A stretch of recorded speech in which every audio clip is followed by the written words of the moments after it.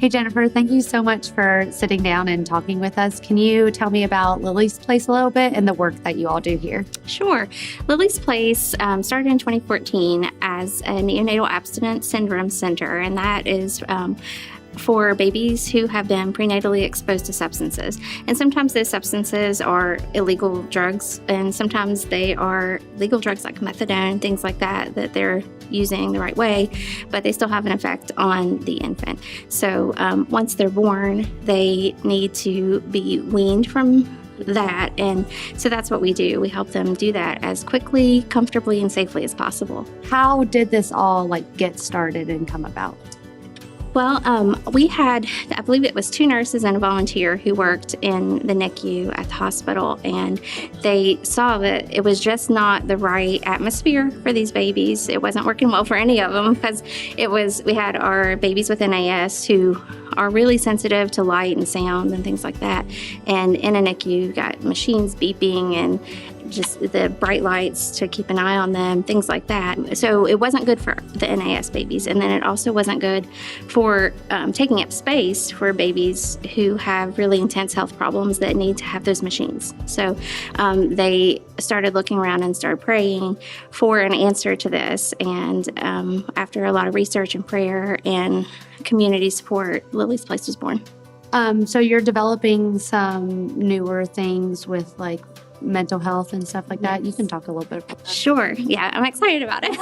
That's awesome. We have our family center, which is just around the corner, and we have a wonderful counselor named Cherie who just started recently, and she is doing a lot of counseling with adults too, but we really want to focus on some prevention for children as well, to kind of break the cycle of addiction and just to help them, even if there's been no history of it, to kind of help them develop healthy skills to cope with things so that addiction isn't, or substance use isn't something that they might go to when things get hard. So we're really excited about that. And then we also have our case manager, like I talked about, who is really great about helping people get their needs met, helping them get housing, helping them make sure that they are prepared to go for a job interview or to find employment, things like that. So how can the community get involved and support the work that you guys are doing here?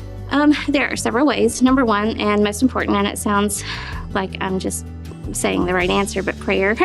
We can always use prayer, not just for our finances, that's a big one, but also for our staff, and definitely praying for our families and the babies that we have, the ones that are going to come through here and the ones that have been through here. So keeping those in prayer is a big one.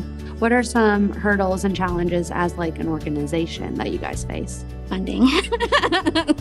Funding for sure, because we don't turn people away. I mean, for our family center where we do counseling and all of that, a lot of times insurance companies will have kind of a cutoff of you can come this many times or for this long, and we do not cut people off for that. If you need counseling, you come here for counseling. Lily's Place kind of as a whole relies about 50% on outside funding, whether that's grants or community support from churches and individuals and organizations. So we are really grateful that we've been able to stay at this long with the ongoing support from everybody. That's awesome. Yeah. Well, thank you so much, Jennifer, for sitting down and just sharing with us today. Lily's Place is truly just impacting the most vulnerable population in our state, and we just love that. And our church actually has this thing called the Dollar Club, where once a month we ask everyone to throw in an extra $1, and we find either a need or an organization that's just doing awesome work. And we actually have a check for you guys today from the Dollar Club for $4,809.21. Oh, you're gonna make me cry again. Thank you so much. Thank you. We are grateful. Thank you guys. That's an awesome program. Yes, we love it. Thank you.